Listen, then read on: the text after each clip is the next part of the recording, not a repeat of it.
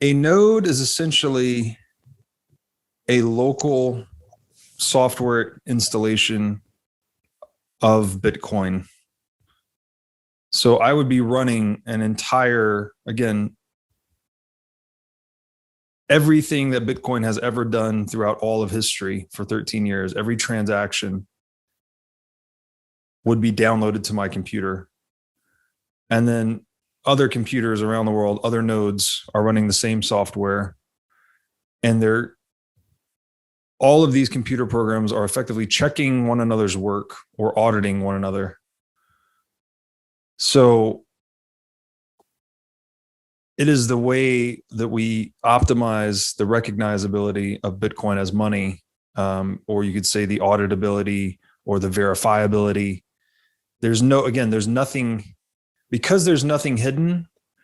Bitcoin is 0% trust. Effectively, you're not trusting anyone. You're trusting math. You're trusting computer science. You're trusting individual self-interest. And your 0% trust, 100% verification is one way to think about it. So it's minimizing the need to trust anyone, which is one of the main purposes of money, by the way. Again, with gold, you wanted to store your value in something that no one's opinion could change the supply of. That was one of its core value props. This is what Nick Szabo calls trust minimization.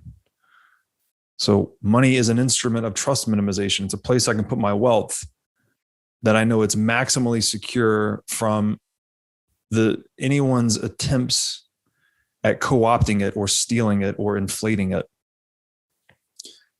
So another way to think about a node, because this will relate it to mining,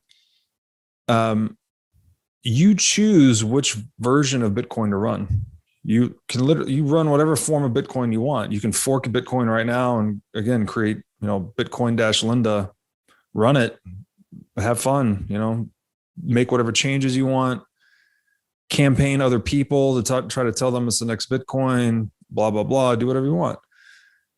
But you can't coerce anyone to running any form of Bitcoin. It's just downloading whatever version of software you want. So you can think of, what's the analogy here? It's like choosing which language to speak, or choosing which set of rules to use in a chess game. Something like that. Every individual chooses. You choose whatever version you want. And then, so by analogy there, it's like, okay, you can go and fork Bitcoin, but I like this analogy that you could also go and fork the rules of chess, fork the game of chess, add new pieces, change the way knights move, do whatever. You do whatever you want, right? Chess is open source code. We all know how to play it. You can look it up. It's everywhere and nowhere. But if you fork the rules of chess and try to go start playing it, no one's going to play with you, right? It's like, these rules don't make any sense. Like, you're just making stuff up. There's a Schelling point in chess, right, around the rules. And it's an even stronger Schelling point in money, because you're talking about people's economic energy. This isn't just a game. It is a game, sort of, but it's a game that's very serious, has very real world implications. So if I just arbitrarily decide to willy-nilly change the rules of money or start playing some different game, I'm risking myself. I'm putting my hard-earned work, the fruits of my labor, at risk, making such a change.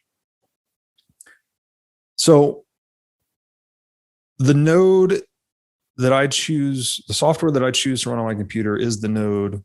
I'm deciding which language to speak or which rules to abide by. And then the mining network itself is actually enforcing those rules. Whatever rules are selected by the individual nodes, miners, through this game of,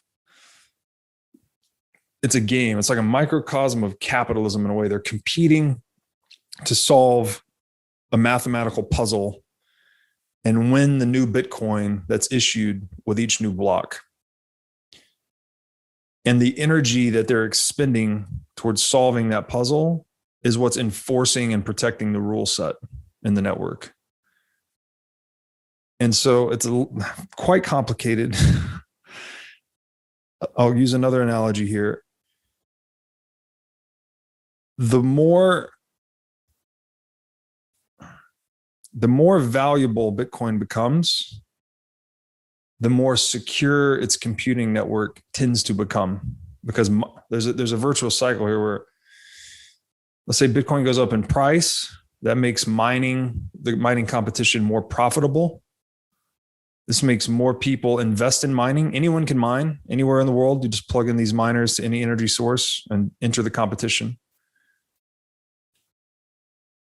That makes as more, this is called hash power. This is the energy being devoted to Bitcoin mining. As more hash power comes online, Bitcoin as a monetary network becomes more secure, right? We've added more energy to the economic network.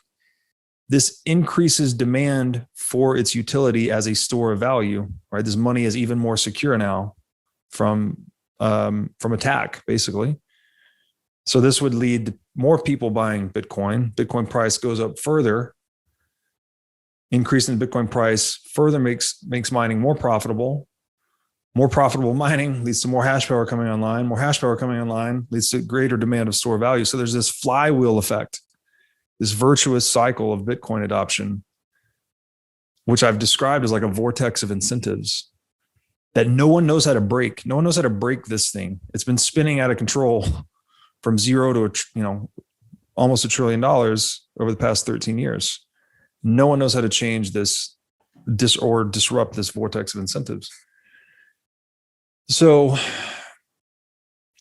by way of analogy, you could think of Bitcoin as something like a safe to put your money in, but the more money you put in it, the thicker the walls and the harder to crack the safe becomes. And I'll leave it there for now. Bitcoin mining is really complex, but to tie it back to gold again, by way of analogy, just like think of it as a gold miner, right? Again, they're expending energy to mine gold.